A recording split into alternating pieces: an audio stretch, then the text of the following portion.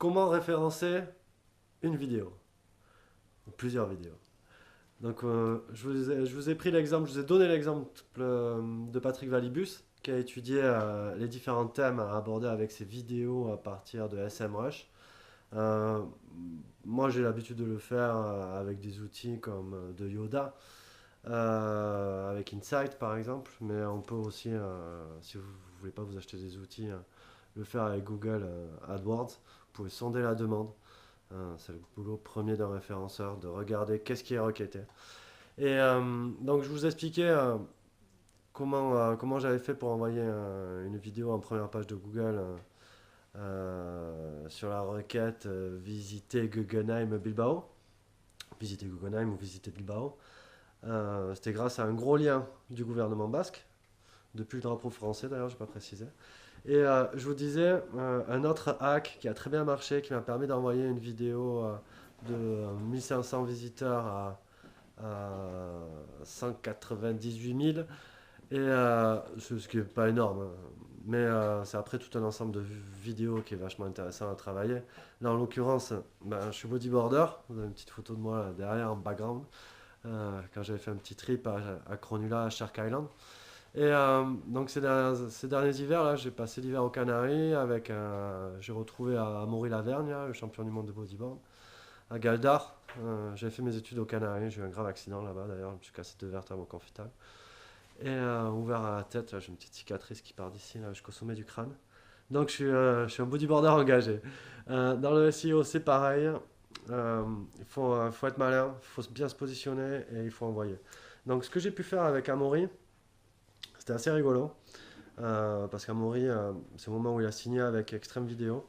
Laurent Bourrelli pourra vous en parler, sont assez vampires. Donc nous, ils nous ont pas vampirisé, on a eu de la chance. Parce que j'avais la maîtrise du SEO justement et de sa chaîne YouTube.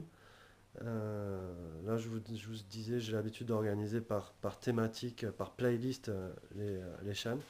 Et, euh, et donc, j'avais voulu donner un exemple à sa webmaster, là, sa mère qui l'aide beaucoup. Et je m'étais occupé d'un post sur le Tahiti Bodyboard Challenge d'il y a 2 ans. Donc, j'ai classé les vidéos d'Amaury, j'ai pris celle qui avait de Tahiti. Je viens de vérifier, elle est première sur la requête Tiaopo Bodyboard. C'est très rigolo, hein. Mais cette vidéo, je l'ai prise, elle est très sympa, hein. Il envoie des tricks de malade. Mais je l'ai prise et je l'ai calée dans le contexte d'une compétition à venir. C'est là où le contexte de la vidéo, là où elle est intégrée, est super important. Et l'actualité l'est aussi. Parce que justement, le fait de la caler un mois avant la compète, ça a permis à Google de prendre la vidéo, de la caler sur cette thématique, bodyboard Teahupo'o. Et lorsque l'événement est venu, les gens ont vu ça, se la sont accaparés, et là, elle est montée dans les suggestions de YouTube, mais comme ça. Et depuis, elle bouge pas, elle est au top. Donc la vidéo, je viens de vérifier, elle s'appelle Perfect Teahupo'o, Tahiti by the Bodyboard World Champion. Je me suis beaucoup amusé avec cette requête parce que mes silos tournaient autour de ça et j'ai essayé de travailler sur l'entraînement by the World Champion. Donc ça a pris un moment, maintenant c'est redescendu, mais c'était marrant sur le moment.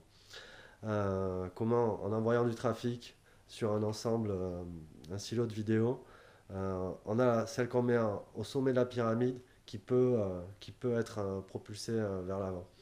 Et donc voilà, ça fait 2 ans et ça c'est très rigolo. Voilà comment référencer des vidéos. Salut les gars.